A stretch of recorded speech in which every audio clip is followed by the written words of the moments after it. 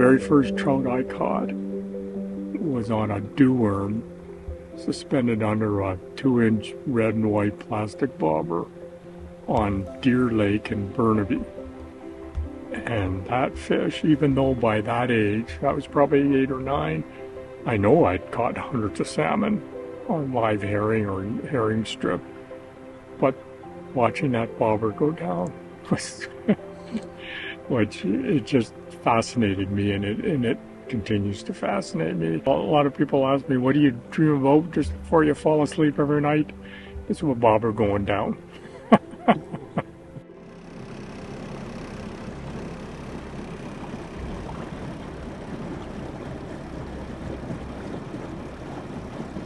Well, it's early in the morning. We just got out on the water, so we're hoping there's going to be some. It's spring, so we're hoping there's going to be some chironomid hatches later on in the day. But right now, I'm just trying some searching patterns, like dragonfly nymphs, leeches, things like that. Maybe hang a blob, and I'm just watching the surface to see for fish moving. And seeing when the swallows start to show up. I've seen a couple of them come out already. So they're already sending scouts out to check out to see whether the chironomids are starting to emerge. It's like there's a swallow right there that's come out. The birds tell us when there's a hatch going on, and even though we're on a small lake, there could be chironomids or mayflies coming off in this area, but not at the other end, or vice versa. So you look in the water, on the water, and you look up in the air to see what's going on. We got to use our electronics, depth sounder, to mark, see if we can find concentrations of fish. But it's early, and so we just have to, try different patterns, different techniques. Like I put on the Type 7 right now, and I'm going to try stripping dragonfly nymph. The goal is we need to catch a fish that's big enough that we could do a throat pump on.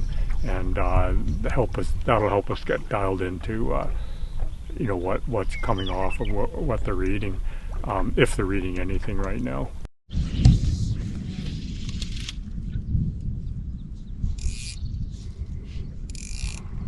I'm marking a few fish on the side scan on one of the sounders, so I know there's fish in the area. And when the reason why I anchored right here is I saw a fish on the down sounder right under the boat. I saw 3 or 4 fish, and that's enough for me to know that there's a few fish in the area. And now our job is to try to figure out if we can get them to bite. That's the big thing. When we're out searching for trying to get that first fish of the day, I'm changing flies. I'll make half a dozen casts, maybe 10 casts, and retrieves, and then I'm going to switch. Because we just need to. Don't know what they're doing right now. I know there's fish in the area, and it's just you got to go through a sequence of patterns that could be effective at that time of year. It's a little deer hair, spun clip deer hair dragonfly nymph. It's a good searching pattern. Fast strip through the water with a Type 7 line, which I've got on here.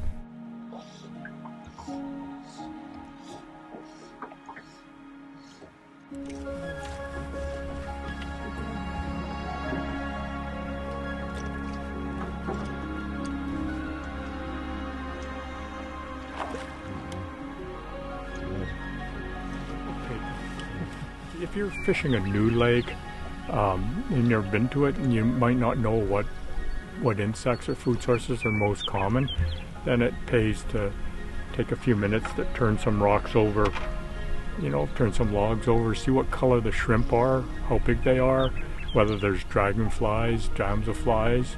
You'll see some leeches, see what color they are. You gotta remember that trout aren't colorblind, so all those little things that I call it, being observant, help put the pieces of the puzzle together, so that you're going to catch some fish that day. So, again, it's about looking in the water, on the water, what the wildlife birds are doing, and then, you know, you can go ashore. Like if we went ashore right now and turned up some weeds, we would get lots of juvenile damsel nymphs and mayfly nymphs, and we get some scuds or shrimp, and there'll be some leeches in there as well. And sooner or later, you know, hopefully we're going to see the chironomids coming up, and then we'll know we're in the area for potentially some good chironomid fishing. Yeah, there's the chironomids. Cool. See, lots of Daphne in there. Yeah, it's the really small stuff. Those right? small stuff, zooplankton. And then there's chironomids in there. So, well, so throat pump can tell you what they're eating. I work with Phil Rowley, and we do a lot of courses together. Phil and I also have an e-store that we sell our fly patterns that we've designed on it, as well as our books and DVDs, and then we offer online courses and that we teach during the winter time on different fly fishing tactics in lakes, and then we do in person. We're back to doing it in person 1 week stillwater fly fishing courses. You know, we're currently doing them now at Corbett Lake Lodge on Corbett Lake. It's a great venue for teaching and a great place to stay, and so they're kind of fun as well.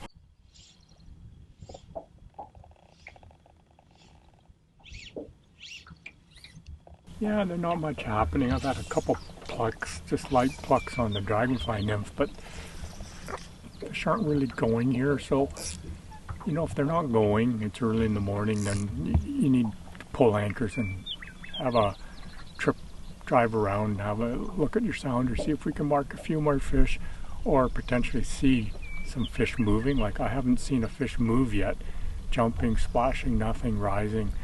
So we need to look around.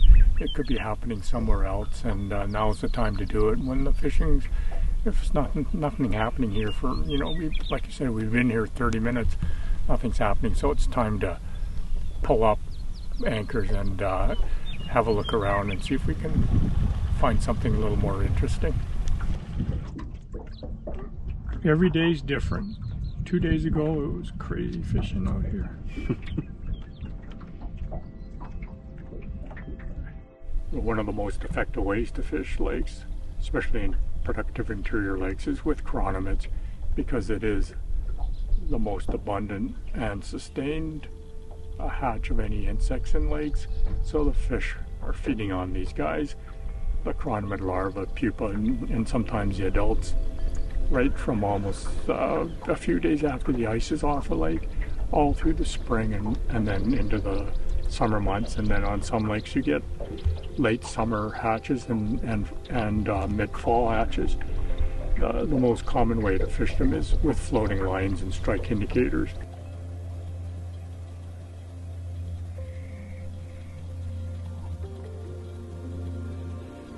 Chironomids are the biggest.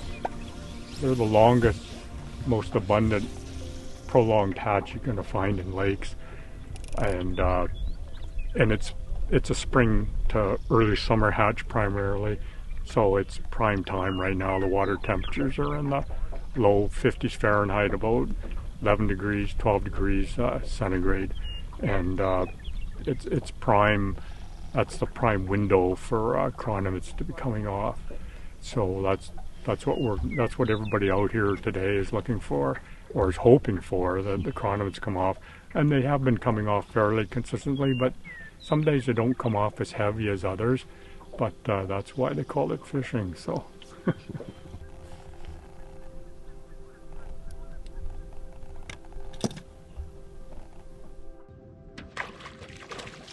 I'll net them.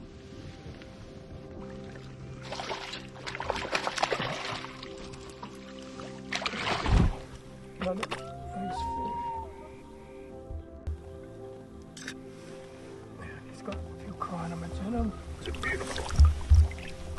Yeah. I'm going to slide them over. Yep. We're fishing floating lines indicator, so I've got this is a Scientific Angler's amplitude indicator fly line, so it's a little heavier up front, so it's easier to turn a fly over and your indicator. And then I've got a 12-foot indicator leader on, so it's only got, the unique thing about these indicator leaders, it's only got 3 feet of thick butt section, and it tapers down to level, in this case 3X or 8 pound, all the way down. And then you just add more tippet, thin diameter tippet, to make sure you can fish the depth you want to be fishing. And the reason why you want all thin leader in the water is that it hangs. You want to be hanging vertically, straight up and down. So if you were to use a 15-foot typical tapered leader, then about 8 feet of that leader is heavy butt section, thick, and so it's not going to hang straight up and down. And so you want straight, because then you know you're hanging at that depth that you think you're hanging at. And so that's set up, and then I'm just putting on a quick release indicator onto my I've lengthened out my leader a bit because we're in deeper water, and we got to use these quick release indicators when we're fishing basically more than 12 feet of water, because a fixed indicator, when you can't get the fish close enough to the landing net with the fixed indicator. So with these ones, they trip, they release. You just set the indicator little snug little loop there, and then when you catch the fish, when you get tension on it, it slides down, and so you can land the fish. So at the end of my leader, now that I've added on a bit more tippet, then I'm just going to put a little barrel swivel on, like a 12 or a 14, just add a bit of weight, keep the fly down, and it also helps slow the bounce down when you get a bit of a chop on the water. So then I've got my swivel, and then I'm going to change this tippet, but from the swivel I'm going to add a more fluorocarbon tippet to about 18 to 24 inches till we get down to our fly. And so I'm just using I like to use fluorocarbon from the swivel down to my fly. So this is 4X 7 pound, 7.1 pound, and I'm going to add about 24 inches to that, maybe a bit more. And the reason fluorocarbon is you want to be using it is it's finer diameter than monofilament, and when you buy quality fluorocarbon, and it's stronger and it's less visible than monofilament, and so it's all about trying to keep things less visible to the trout. And then we just put on clinch knots or improved clinch knots to either end of the swivel. We got 24 to 36 inches of tippet material, and then I'm setting this rod up to fish chironomids, because we're starting to see a few chironomids on the water here. I don't know if they're on them yet, but see, I've got one of my boxes of chironomids. They're pretty small that are coming off right now, so I'm probably going to put one of these little guys on, and hopefully we can catch a fish. But at least I'm seeing fish now on the side scan on my one sounder, so I know there's fish out in front of us. And again, we got to try to figure out what they're eating, if they're eating. But at least we're seeing fish now on the sounder, and I've seen some shucks, some chironomid shucks drift by, and we've seen a couple adult chironomids as well. So hopefully things are looking up. The reason why we can use floating lines and indicators is that the pupa suspend at the bottom of the lake, and then they don't swim around. They just sit head up, tail down, and then when they're ready to fully develop their, they make a pupil ascent vertically to the surface of the lake. And so when you're fishing, basically 20 feet of water or less, you can get away with a floating line and an indicator, suspending that fly within a foot of the bottom of the lake. That's probably the most consistent depth to start with, and then if you're not getting them at that depth, you can slowly or gradually move up higher in the water column. But by far the majority of the pupae are eaten by the trout within a couple feet of the lake bottom, regardless of the depth. You can have chironomids coming off in 5 feet of water, in 55 feet of water, and they could be in 90 feet of water. So when we get into deep water beyond 20, 25 feet, all the way up, to 60, 70 and beyond, that's when we switch to full sinking lines and let the sinking line do get the fly down to the bottom, and then you can do a nice gradual angle retrieve up through the water column, or in deep water like 25, 30, 35 feet of water, you can do it's called dangling, and that's using it's a vertical presentation using the fastest sinking line you've got, like a type 7 full sinker, and then allow that sinking line to hang straight up and down over the side of the boat.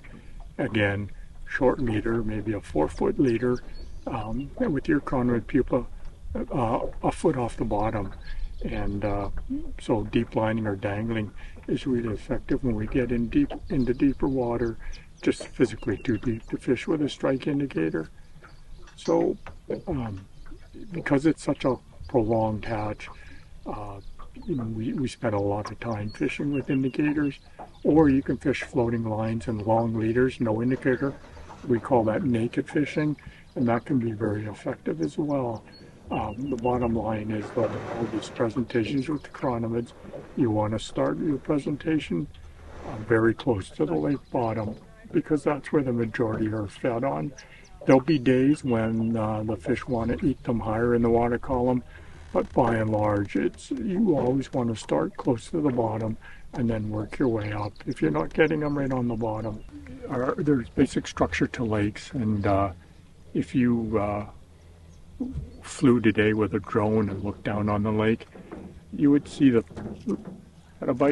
you would see the shoal, shallow area where you can see the bottom, and then you see the drop off where the shallow water drops off in the deep water zone of the lake. So there's basically 3 parts to the lake in terms of habitat structure. The shoal, which extends from the edge of the lake out to where we get the drop off, where we drop off into deep water, and then the mid-water or deep water zone lake, which could be 30 feet deep, it could be 70 feet deep, and the fish, typically the majority of food that trout like to feed on are found on the drop-off into the shallower water. So that's why we spend so much time in basically 25 feet of water or less.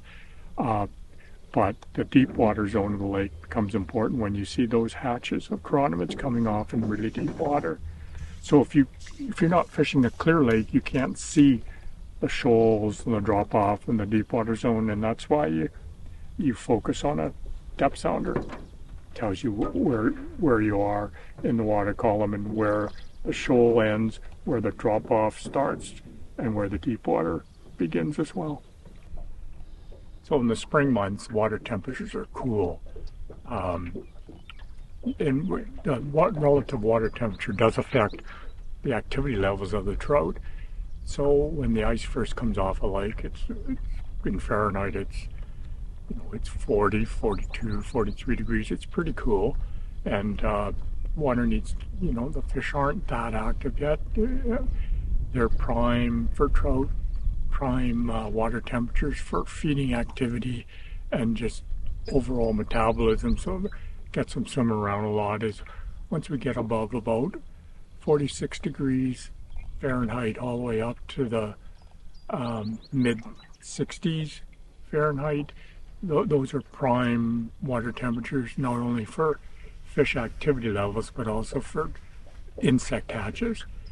Once we get above 70 Fahrenheit, that becomes an issue.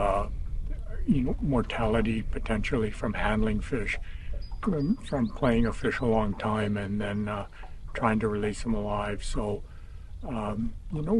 anything above 70, you really have to be careful when you're fishing. If you're going to fish, early mornings and or in the evenings, or just, give the fish a break.